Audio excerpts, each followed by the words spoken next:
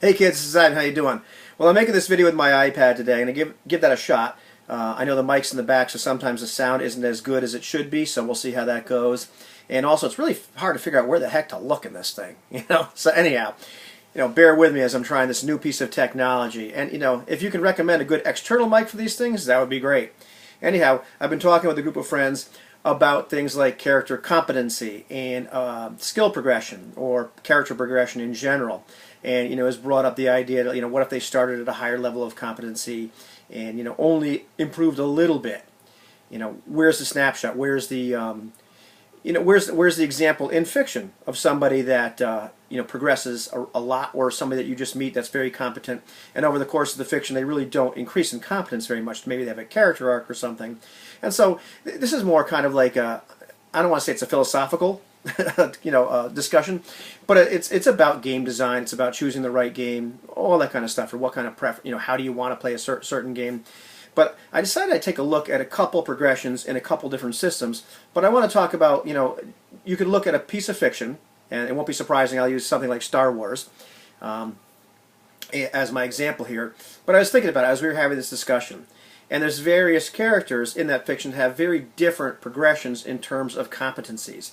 Now you take Luke Skywalker. The first time you meet Luke Skywalker, yeah, he's talented, and he's got the Force with him and all that good junk, but he's a kid.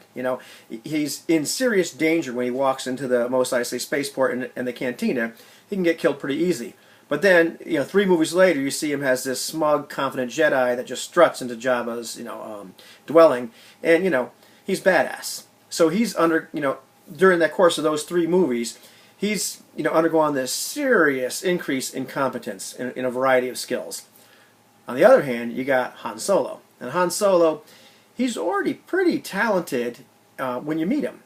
And, yeah, by the time the 3rd movie rolls around, he's a little older, a little wiser. Certainly by the movie where he finally dies. Hate to spoil it for you if you didn't know that happens. But, at that point, later on in his life, he's much older, much wiser. But is he a lot more skilled than the Han Solo you met in the first movie? Probably incrementally, but not by leaps and bounds.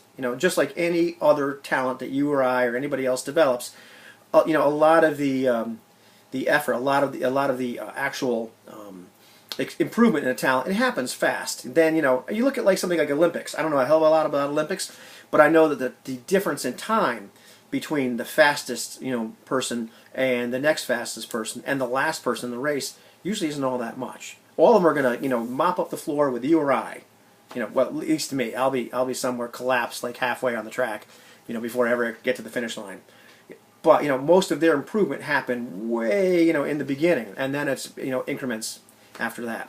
And finally, the good example I thought of, and I was just thinking Luke and Han, but then I thought about Chewbacca. Well, Chewbacca goes back. He's in even the prequels. Chewbacca's really old. I'm not sure how old he is. I'm not that up on Star Trek lore and stuff, but he probably doesn't undergo any sort of skill progression in the entire series. He probably already had all his skills pretty well maxed out, for lack of a better term, by the time you meet him, or even by the time you meet him in the prequels. He's been around for a long time. He's Chewbacca. He does what he does. But I wanted to take a look at a couple progressions from All for One, and also from Lamentations of the Flame Princess, to give a little difference in terms of what happens. And of course, Lamentations is a level-based game. All for One, just like all Ubiquity games, that's a skill-based system. But in both games, what happens is, in the beginning, as you start developing more skills, or you gain a level, it's relatively cheap in terms of experience points.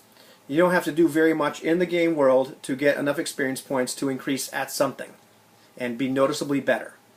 As time goes on, both of these systems kind of, and imperfectly, but they kind of mimic that same scenario you find with Han Solo, is that, yeah, it's costing you a lot more experience. You have to go on a lot more adventures. You have to have a lot more life experience in order to have, experience that same incremental bit of experience that initially it was pretty easy. So I'm going to go from Philippe Moreau to D'Artagnan. I'm not going to give you all the numbers, but Philippe Moreau, my character in All for One, he's kind of like the D'Artagnan type character, for lack of a better thing. He's hell on earth with a sword. And if you look at D'Artagnan in the actual literature, D'Artagnan isn't all that badass to begin with. He got beat up by a bunch of peasants. He is hell on earth with a sword, in the right set of circumstances. So is Philippe Moreau. Philippe Moreau has actually gotten, the crap beat out of him by some peasants. So, pretty good analogy. Now, Philippe, like all Ubiquity characters, if you play a game rules as written, they start out as what is equivalent to an ally 2. I'm going to give you a few numbers here. That means they end up with 15 attribute points to spread around those 6 attributes they have. They end up with 15 experience points they can put anywhere, in terms of buying skills. And then they end up with another 15 experience points. They start out with a free talent or free resource. Now, that other 15 experience points you can spend on some more skills or whatever.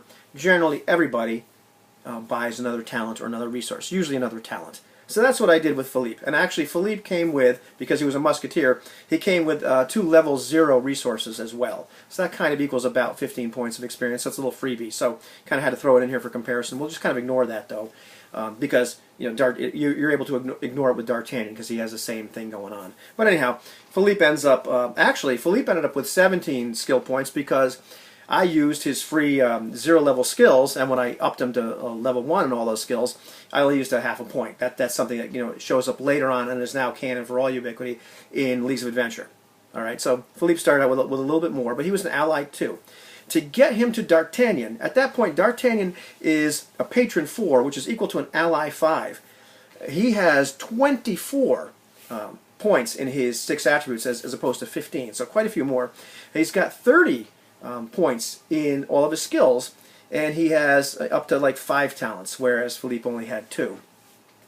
Now, in order to buy higher levels of an attribute, each time you buy a higher level of an attribute, you have to multiply the new rank times 5. So it gets harder and harder, more and more expensive to go up an attribute. So a lot of D'Artagnan has attributes that are all 4s. Philippe has 2s and 3s. The same thing happens with skills, except it costs you 2 times the rank. So just like in real life, it costs you more and more to get that same incremental level of improvement. And then talents, on the other hand, they're just kind of flat 15 points altogether. I did the quick math on this. It took me about 10 minutes or so to kind of compare the two guys and look at it. And I even got to knock off a 10 XP from the cost for D'Artagnan, because Philippe actually has a rank of 5 in fencing, and D'Artagnan only has a 4 in melee. And D'Artagnan was actually in the book. He's in the book, I think it's Paris Gothique. It would cost you 106 experience points to go from Philippe to D'Artagnan, mechanically.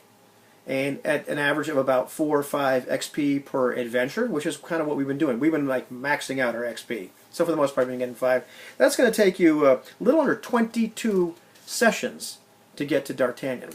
But a lot of your improvements are going to happen early. I've already been able to add a whole bunch of stuff to Philippe, and he's probably only gained, I think, something like 20 experience points, something like that.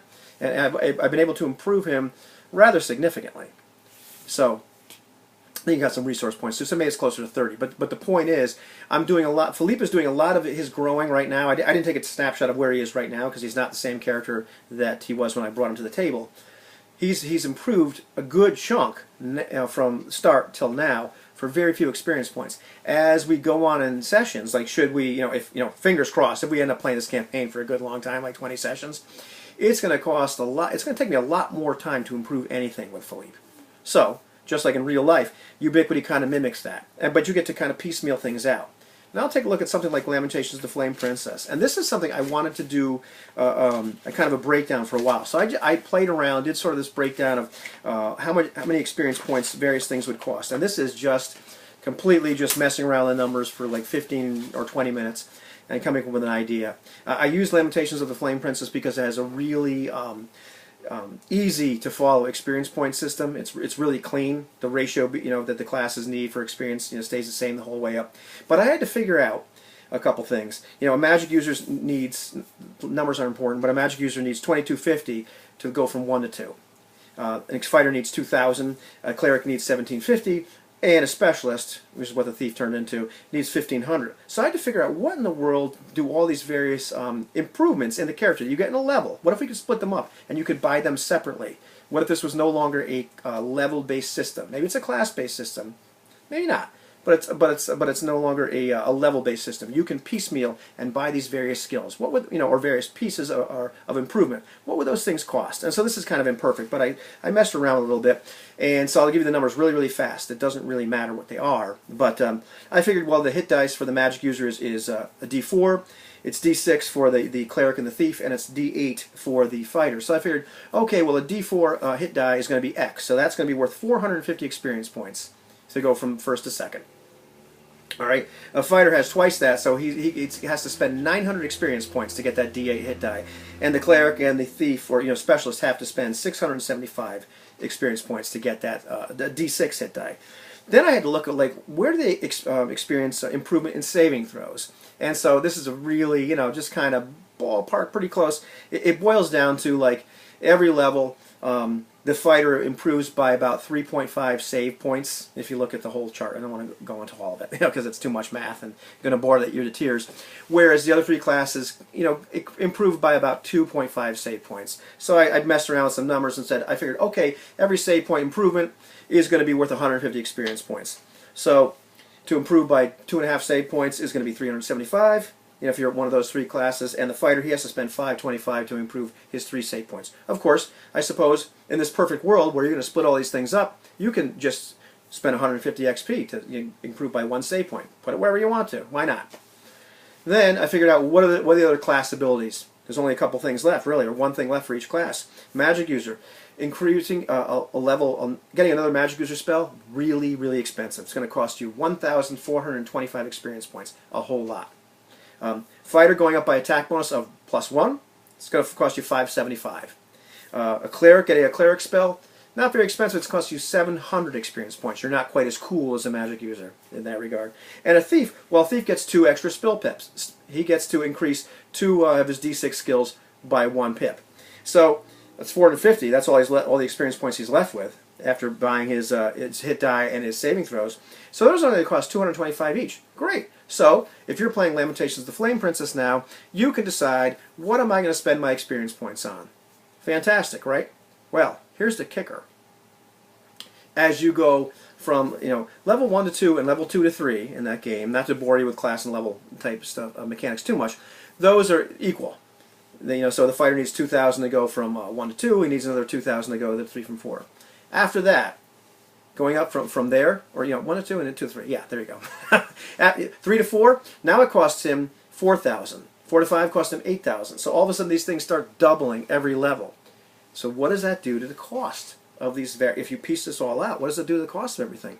Well, all of a sudden, those little saving throws are only going to cost you 150 points to increase 1 by 1. Now it's going to be 300. Now it's going to be 600. Then it's going to be 1,200. Then it's going to be 2,400.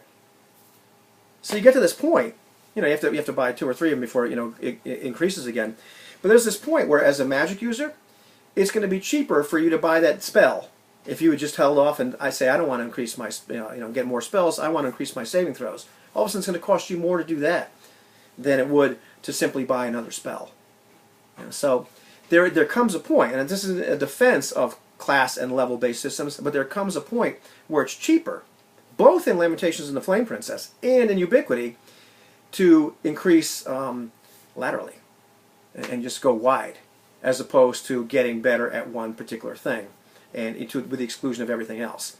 With Philippe Moreau, I have that kind of conundrum where now if I want to increase things like his dexterity or his strength, or increase his fencing ability, it's going to be rather expensive. But if I want to increase something that I haven't invested that much points into, like his stealth or what have you, not going to cost me that much at all. That is kind of a conundrum as well. I think that's a good word to use. Because, of course, part of the deal with somebody, when you have a character concept in a skill-based game, like here's Philippe. Philippe is what's Philippe really good at? He's good at swashbuckling. So he's athletic, he's acrobatic, he's good with a sword. That's his shtick. Improving these other skills, I've been improving stuff that he's kind of, met resistance. He didn't do so good at stealth, so now I increased his stealth a little bit. But that's what he's, experienced in his life. He said, hey, I need to improve at that. But he really hasn't had these experiences where there's all these other skills in Ubiquity, like his empathy or his streetwise or what have you. There's no real reason for him to increase at those because he's not really engaged in those kind of activities. The only reason for him to increase at those things would be if I'm sitting there thinking, well, how can I get the most bang for my buck? Now all of a sudden I'm not being true to my character concept. So kind of a two-edged sword there as well. So what did I really solve or determine with this video and this mathematical exercise? I don't know. But it was kind of an interesting look at the ups and downs of using something like levels or using skill-based systems where you parse them out in terms of what's going to give you I don't want to say the most bang for your buck, because there's this point. I think part of the lesson is, and then I'm going to stop rambling. Game design is really hard. When you're trying to figure like how am I going to emulate fiction, how am I going to emulate stories, how am I going to emulate the characters that we think about, that we want to portray. Really tough to emulate improvement, and in a way that's going to be satisfying 100%. So that's my story. I'm sticking to it today.